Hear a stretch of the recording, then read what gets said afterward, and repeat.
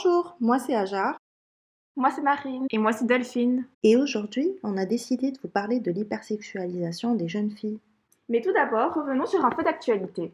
Connaissez-vous le film Les Mignonnes? En effet, le 9 septembre 2020 sortait aux États-Unis sur Netflix le film français Les Mignonnes, ou encore en anglais Cuties. Celui-ci raconte la difficile construction d'une jeune fille de 11 ans appelée Amy. Cette jeune fille, allant à l'encontre des règles strictes et des valeurs patriarcales de sa famille, va intégrer un groupe de danse formé par 4 autres filles de son collège. Ensemble, elles réalisent des chorégraphies assez provocantes, pratiquant le twerk, une danse sensuelle et lascive, comme on peut le voir dans cet extrait. À cause des scènes montrant des préadolescentes fortement sexualisées, le long métrage a été mal accueilli aux États-Unis. Surtout que les actrices ont en réalité entre 12 ans et 14 ans, alors que le film est destiné à un public de plus de 18 ans. En seulement quelques jours, le mouvement Cancel Netflix avait été repris en boucle par de multiples internautes. D'ailleurs, une pétition en ligne demandant le retrait du film avait obtenu plusieurs centaines de milliers de signatures, ce qui a entraîné une forte hausse dans les résiliations de contrats Netflix durant cette période. Pourtant, loin de vouloir mettre en valeur l'hypersexualisation des jeunes filles, la réalisatrice du film, Maïmouna Doucouré, a expliqué plutôt vouloir dénoncer ce phénomène et inciter à la réflexion par rapport à celui-ci. Étant donné que la réalisatrice invite toute personne soucieuse de cette thématique à s'interroger, nous avons décidé de nous pencher davantage sur le phénomène d'hypersexualisation, plus précisément sur qu'est-ce que l'hypersexualisation, mais surtout sur les conséquences qu'elle peut avoir sur les jeunes filles. Nous tenterons d'utiliser entre autres le film pour mieux comprendre le phénomène. L'hypersexualisation peut être définie de plusieurs manières. Il en existe en effet plusieurs définitions étant donné qu'elle ne fait pas pleinement consensus. L'hypersexualisation peut être décrite au sens large comme un phénomène consistant à donner un caractère sexuel à un comportement ou à un produit qui n'en a pas en soi. Plus concrètement, l'hypersexualisation peut être définie comme un phénomène de société selon lequel les jeunes filles adoptent des attitudes et des comportements sexualisés jugés trop précoces. Elle est caractérisée par un usage excessif de stratégies axées sur le corps dans le but de séduire. Elle se manifeste par exemple par le port d'une tenue vestimentaire qui met en évidence des parties du corps, également par l'utilisation d'accessoires et de produits qui cachent les défauts ou accentuent de manière importante certains traits. Mais cette sexualisation des jeunes filles, elle peut aussi se manifester par le fait de prendre des postures exagérées du corps, ce qui envoie un signal de disponibilité sexuelle. L'Association américaine des psychologues, qui est une référence en psychologie, mentionne quant à elle que la sexualisation se produit quand la valeur d'une personne ne provient uniquement que de son sex appeal ou de son comportement sexuel, allant à exclure les autres caractéristiques de l'individu. Quand aussi une personne est tenue à une norme qui assimile l'attractivité physique au fait d'être sexy. Donc on s'en tient à l'idée que ce qui est physiquement attirant est ce qui est défini comme sexy. Elle peut survenir également quand une personne est sexuellement objectifiée, présentée comme un objet sexuel, ou encore quand la sexualité est imposée de manière inappropriée à une personne. Donc, pour faire court, l'hypersexualisation ou sexualisation précoce est un phénomène social qui renvoie à l'utilisation des stratégies de mise en scène sexualisée du corps dans le but de séduire l'autre. Oui, c'est ça. Cette stratégie peut être mise en œuvre directement par les jeunes filles. Oui, mais pas que. Au fait, la sexualisation peut aussi être mise en œuvre dans les médias. Et justement, jetons-y un coup d'œil. Prenons les résultats d'une étude publiée en 2013. Des chercheurs ont examiné le contenu de 2 grands magazines pour adolescentes et ils ont analysé un ensemble de numéros sortis entre le moment de la création de ces magazines et l'année 2011. Ce qu'ils ont conclu, c'est que les filles étaient de plus en plus représentées dans des hauts décolletés et des vêtements moulants. Et ce qui veut dire qu'il y a eu une véritable augmentation du nombre de caractéristiques sexualisant. Et ce nombre de caractéristiques, il avait même triplé au fil du temps. Outre cela, les médias véhiculent des idéaux d'apparence irréalistes. L'idéal féminin à atteindre correspond à une femme mince, jeune, sensuelle et de plus en plus sexy avec des courbes sulfureuses. Que ce soit dans les magazines, les réseaux sociaux, les jeux vidéo, la publicité ou encore les clips vidéo, nous pouvons y retrouver de nombreuses images de femmes sexualisées mais aussi objectifiées. Cette objectification survient quand le corps d'une personne ou des parties de son corps sont réduites à un statut d'instrument et que son corps ou des parties de celui-ci sont considérées comme étant à eux seuls en mesure de représenter la personne. L'objectification sexuelle signifie par conséquent réduire une personne à un corps ou des parties de celui-ci, à la percevoir et à la traiter comme un objet, un outil pour l'usage sexuel d'autrui, plutôt que comme une personne pleinement humaine ayant une capacité d'agir et de prise de décision. Et justement, dans le film, on voit cette division du corps dans la manière dont ils ont tourné certaines scènes.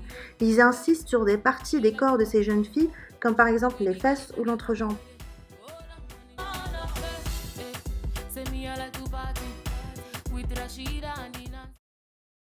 Cette exposition récurrente a des représentations de femmes minces, sexy, sexualisées, objectifiées et présentées comme un idéal de beauté dans les médias n'est pas sans conséquence pour les jeunes filles. Selon la théorie de la cultivation, une exposition répétée et chronique à des messages présentés dans les médias conduit les individus à adopter une perspective cohérente avec ceux qu'ils ont vus.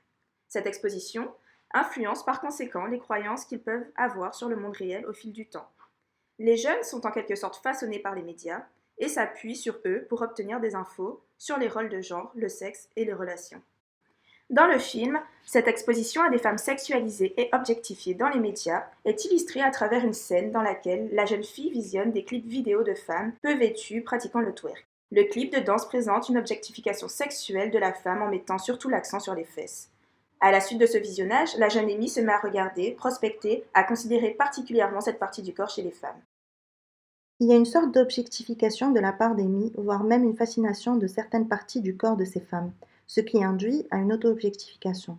Justement, à force d'être confrontées à des représentations féminines sexualisées et objectifiées, les jeunes filles viennent à adopter un point de vue observateur sur leur propre corps. Elles intériorisent cette position particulière et du coup, elles apprennent à se regarder et à s'évaluer sur la base de leur propre apparence physique. Cette auto-objectification, elle se caractérise par une surveillance corporelle constante. La personne surveille son apparence et vérifie son corps afin de s'assurer de sa conformité avec la norme de beauté et l'idéal d'attractivité en vigueur. Cette auto-objectification et autosurveillance du corps mène à plusieurs conséquences négatives, comme la honte corporelle, de l'anxiété par rapport à son apparence, à une baisse d'estime de soi, à la diminution des performances cognitives ou encore à une diminution de la conscience des états corporels, c'est-à-dire la diminution de la prise de conscience de leurs sensations internes comme la faim, ce qui est susceptible de provoquer par la suite des troubles alimentaires, des dysfonctionnements sexuels, des pressions et diminution du bien-être de la personne. Cependant, le simple fait d'être exposé à ces images ne suffit pas totalement à expliquer l'adhésion de la personne, dans notre cas de la préadolescente ou de l'adolescente, à l'idéal de la femme mince, sexy et sexualisée.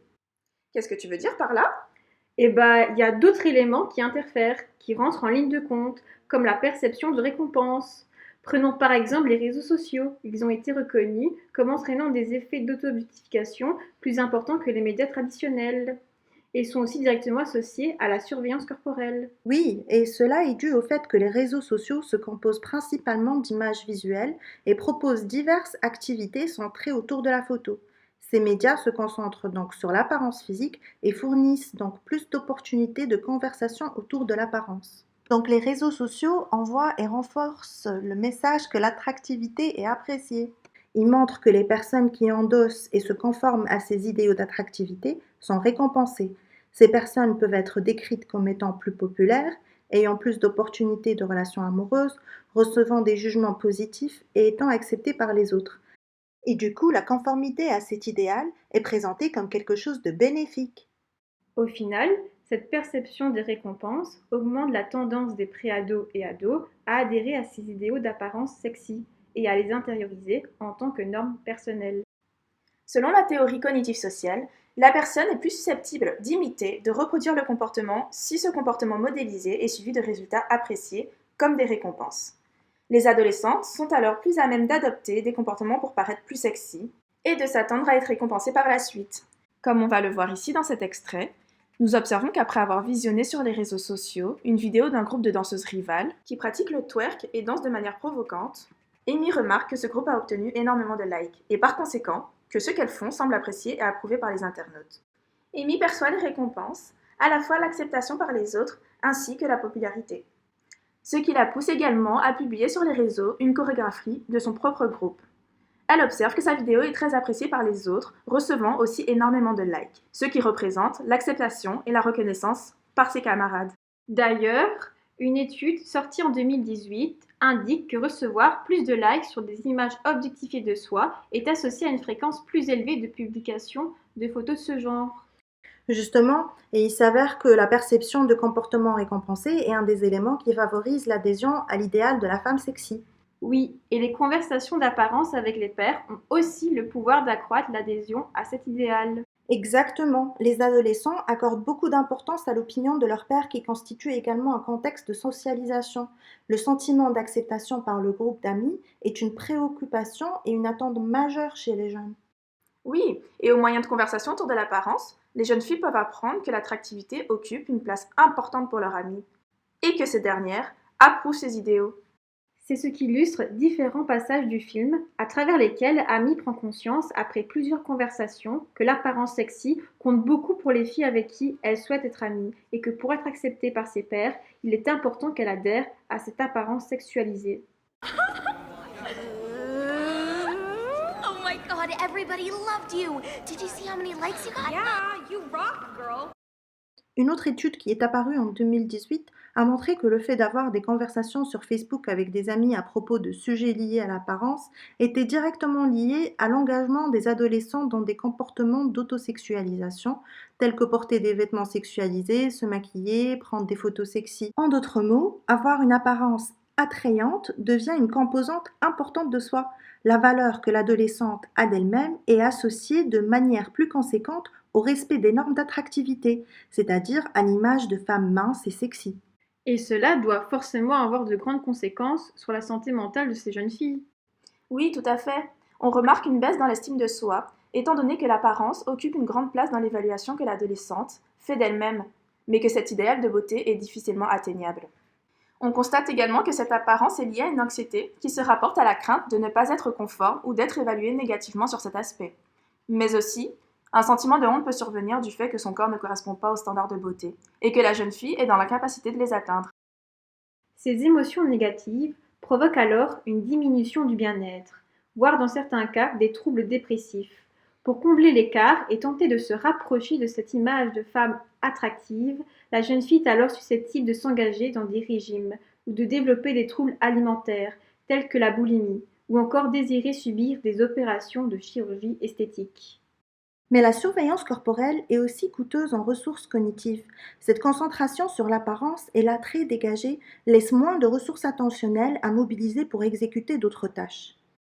L'étude de McKinney et Bigler publiée en 2014 avait pour but de tester l'hypothèse selon laquelle l'internalisation de l'idée que les femmes devraient être sexuellement attrayantes pour les hommes est associée à une diminution de la réussite scolaire et de la motivation chez les adolescentes. Les résultats ont montré que les filles qui ont tenu des notes plus élevées sur la mesure de la sexualisation intériorisée ont obtenu des notes inférieures aux tests que leurs pairs. Et en effet, cela suggère que l'internalisation précoce des adolescentes de l'importance de l'attractivité sexuelle peut avoir un coût sur leurs résultats scolaires.